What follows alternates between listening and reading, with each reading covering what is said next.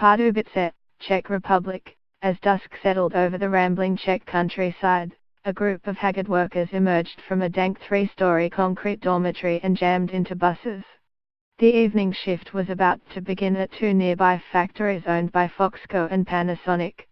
Most of the workers had been recruited from Romania, Bulgaria and other Central European countries by a large employment agency.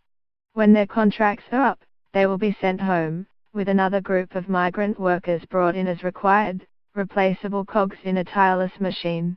Across Europe, nearly 55,000 agencies recruit hundreds of thousands of temporary workers each year for cheap manual labor and service jobs. The agencies allow employers to tap into a more flexible workforce, and avoid some of the region's more onerous labor costs. Those agencies recruiting manual labor scour the continent for people willing to pick vegetables in Britain, pour concrete in France or work assembly lines in Eastern Europe. While they receive monthly pay, they often work long days, so their wages can average out to as little as €3.50, or about $4.10, an hour, less than the minimum wage in some of the countries. Some agencies control entire labor supply chains, transporting recruits across borders, lodging them, busing them to and from job sites, and then moving them elsewhere when they are no longer needed. The practices are legal under rules that allow European citizens to work anywhere in the 28-nation bloc. But as employers outsource more workers and deepen their reliance on shorter-term contracts to cut costs, European regulators are increasing their scrutiny.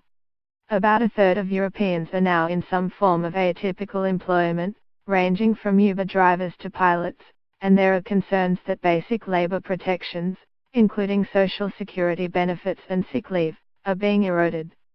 For companies, the challenges of hiring low-cost workers are growing, and economic recovery is shrinking the pool of cheap labor that initially attracted Foxco and others to Europe.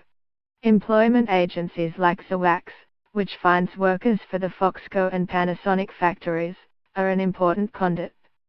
For migrant workers, the choice is difficult. Those from poorer European countries are eager to find better paying jobs. But the agencies sometimes operate in a grey area, requiring workers to sign contracts in foreign languages, and saddling them with conditions and pay that few in-country nationals would accept. Nearly a dozen workers at the Pardubice plants, all of whom spoke on the condition of anonymity for fear of losing their jobs, said they had possessed little understanding that the contracts they had signed would expose them to frequent overtime shifts, including nights and weekends, while leaving them constantly on call. The Czech government is conducting an inquiry into Foxco's employment practices. One Romanian couple were jobless until they saw a ZWAX ad on Facebook this summer. The couple, ages 23 and 24, said a recruiter had promised free lodging, regular shifts and wages on par with Czech factory workers, at least €585 a month, better than what they could get in Romania. They boarded a bus packed with other recruits bound for Pardubice.